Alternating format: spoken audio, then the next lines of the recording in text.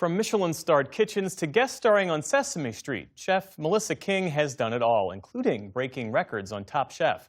Tonight, she shares her brief but spectacular take on food identity and the family recipes behind her debut book, Cook Like a King.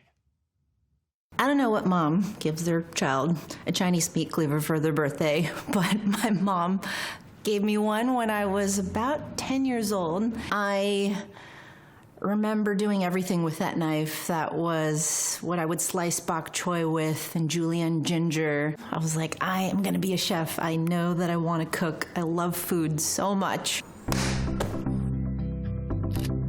I had never really seen anyone that looked like me that cooked, other than Julia Child and Martin Yan. I watched them obsessively on PBS as a kid, and it was seeing a woman and an Asian man cooking. That was everything. By like age 10 or so, I was cooking for the family. My parents would come home late from work. I was putting dinner on the table. I went to a traditional college. Then I went to culinary school and then moved to San Francisco, built my career in Michelin-starred kitchens out here, and I never looked back. I went on a show called Top Chef.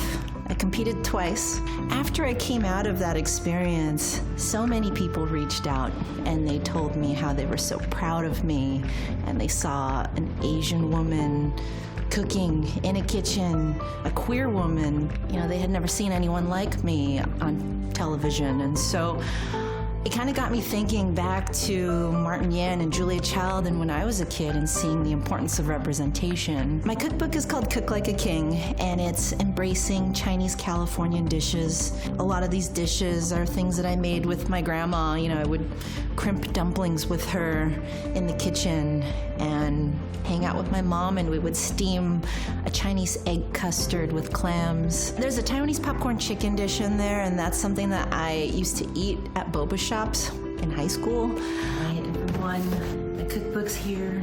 I have wanted a cookbook since I can remember. I remember receiving it in the mail, and I opened it up and I just started crying. I just cried because it's a journey, first of all, to even make the book, but to be able to tell a little bits of my life, and it's almost like a food memoir. You see the journey and the life that I've lived through the recipes. I had these foods in my lunchbox as a kid that oftentimes made me a little embarrassed to bring, dumplings to school, or my mom's leftover fried rice. And here I am embracing it and feeling proud and being in a position to be able to share that with other people. My name is Melissa King, and this is my brief but spectacular take on cooking with pride. You can watch more brief but spectacular videos online at pbs.org/newshour/brief. Support journalism you trust. Support PBS News. Donate now, or even better, start a monthly contribution today.